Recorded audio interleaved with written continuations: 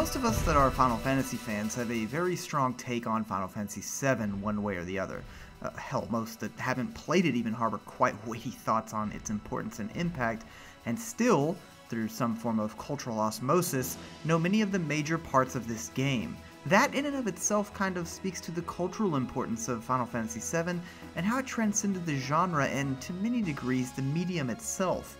For every ode to the game, you'll find 15 sardonic college-level essays decrying its position as top dog, harshly critiquing its systems, its influence on the industry, and the frustrating fawning over at the mere mention of a character from the game by nearly every person one could possibly come into contact with. It feels like an event to just loosely reference this game in front of people. I can't think of another game that has carried this much power or influence for so long outside of perhaps Call of Duty as a franchise, World of Warcraft, and Mario, and that's pretty impressive company. Personally, while it's no longer my favorite, it still gets high marks in many important regards, mostly for reasons often not mentioned early on in a review or discussion.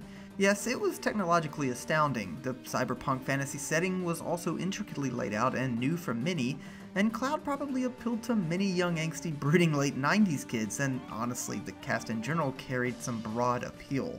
But what has left Final Fantasy VII relatively unscathed from me as a transformative work was its wonderful incorporation of slapstick, goofy physical humor, often made possible by its artistic style and presentation, juxtaposed with some pretty adult and intellectually elevated themes and moments. From literal terrorism to self-actualization, ecology, corporatism, it introduced some fairly recondite topics, which is probably why it is often considered to be an inscrutable mess when coupled with its translation. Which I disagree with. I think Age and some of its sequels ended up complicating things more than they needed to be, or actually were. I'm only going to be addressing one aspect of Final Fantasy VII, and while I think that single inimitable facet will make the remake feel flat and soulless in some crucial ways, that is not to say that I think what I'm seeing of the remake isn't promising. It is in many ways, and seeing these versions of core characters in Midgar certainly summons that childhood elation. However, the original's infusion of situational and slapstick comedy added humanity to this game.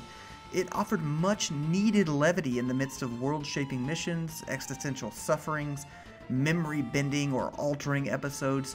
It cannot be overstated, as far as I'm concerned, how important a role it served. I fear changing the artistic style and general mood of the game, and probably not so much mood, maybe rather important shifts that perfectly pace the narrative, often punctuated by a bit of lightheartedness, will end up siphoning the life from the game. I won't say that it'll be impossible to incorporate the original's humor in a near photorealistic universe. Hell, Hideo Kojima has made a living dipping his characters into the absurd and silly and otherwise dire situations and sullen tones, so it's not entirely far-fetched to imagine, even though there is a distinct dissimilarity in the way Kojima incorporates it and how the original Final Fantasy VII utilized wacky over-the-top humor. But I can say that it might feel strange and might even undercut the way in which the remake story is being delivered and the emotional impact of key moments, rather than augmenting those points like it did in the original. I understand how some felt the original's humor was at times unsettling given some of the game's disorienting scenes involving Cloud, memory, and that what I am currently praising struck some more as a confused game telling a confused story. Again, I simply disagree, and I'm sorry if that seems dismissive. It's also important to note that voice acting fundamentally alters how different comedic styles and deliveries are interpreted and received. Though, I actually genuinely welcome voice acting.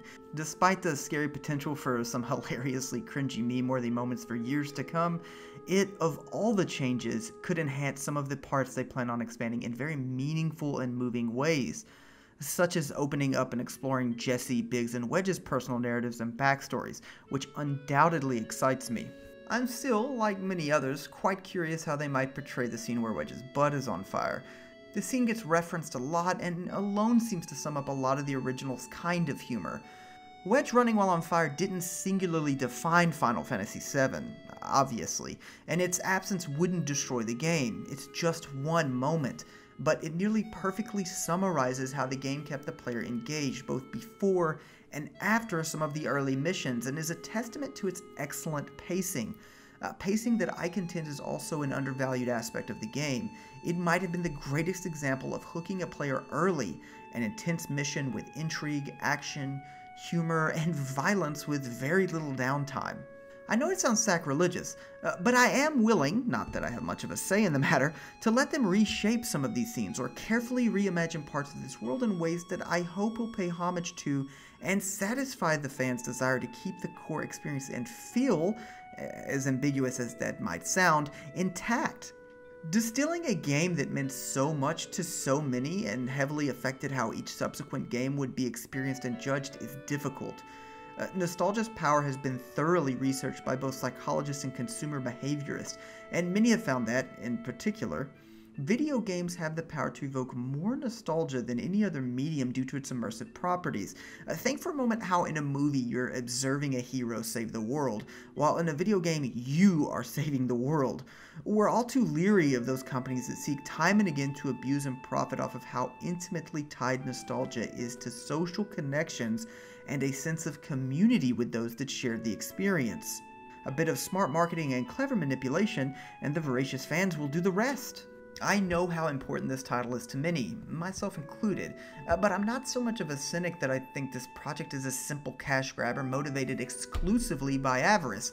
I'm sure that's certainly a determining factor in there somewhere though, but there are so many passionate and important figures involved in this remake that I can't help but give it a fair shot, even though we've all been burned so many times by some of those very people. Maybe it won't be the Final Fantasy VII we remember. Maybe it isn't going to utilize that strict turn-based combat I'd foolishly and naively hoped would entice an entirely new generation. Maybe it won't tell the same jokes or nail every bit of minutia we expect it to. But, simply put, maybe that's a good thing.